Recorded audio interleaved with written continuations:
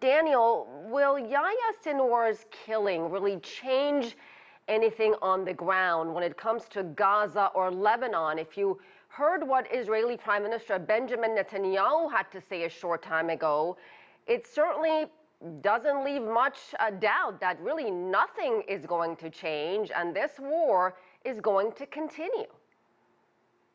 Absolutely, Asieh. Those who have not been paying attention are coming out and saying, well, now this could be seen as a mission accomplished moment. This includes the US administration, by the way. Now one can move on to a ceasefire. Netanyahu slammed the door shut on that before there was even a crack of an opening in the door. And those who have said that the reason there's no ceasefire is Yahya Sinwar will now be put to the test, because there is no Yahya Sinwar. Netanyahu not only did that, but he seemed to be leaning into a narrative that we've been hearing more of as we've seen what's happening in Lebanon and even Iran as well, which is that this is some kind of opportunity to remake the region, a neoconservative fantasy, if you like, that on the end of Israeli 2,000-pound bombs supplied by the US, the region will be reshaped around an Israeli hegemon and a set of pro-American alliances. That couldn't be farther from the truth. And what you see is that Netanyahu is not at war with Hamas, he's at war with the Palestinian people. And Hamas is not one leader. Hamas is a resistance movement, the ranks of which will only grow after today's events, one imagines. So did we see any kind of change? First of all, what is the Israeli strategy at this point? What is the strategy of Israeli Prime Minister Benjamin Netanyahu more than a year into this bloody nightmare?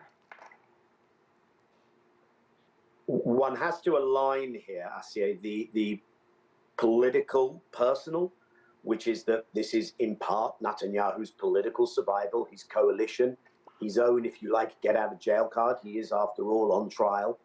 He sees his political re-emergence tied to war, but it aligns with the ideological. This is a government committed to greater Israel, committed to, I think we can see now clearly, creating scorched earth conditions where Palestinian life, as they see it, would be impossible, and to finishing the project of displacing the Palestinians. But that question about what's the strategy, Netanyahu, in his speech today, basically said, this is an important moment. It's the beginning of the end. But I think there it was an interesting acknowledgement that this war has an awfully long way to run.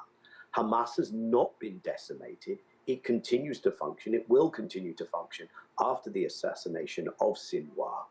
And Israel intends for this to be an open-ended war and an open-ended occupation. Does his killing and the killing of Hassan Nasrallah, the killing of Ismail Haniyeh, Daniel, does any of this make Israel, the region, and the world safer? There is this mindset, and I think it's the mindset in particular of former colonial powers or settler colonial powers prevalent in the West, that somehow terrorist organization captures everything, and if you decapitate the leader, the head of the snake, then you've solved the problem. An inability apparently to understand history, an inability apparently to understand what is the nature of a resistance movement rooted in a people who are occupied, who are denied their basic freedoms and rights. That doesn't justify everything any movement does. What it tells you, though, is that this is a classic case of a resistance movement that will only grow stronger the greater the oppression and the more cases of martyrs, and the more that you generate revenge and anger in a people. And what Israel and the US and the statements of the President and of Vice President Harris today both suggest that this is not just Israel's war, but America's war. They actually took credit for their active role in the war.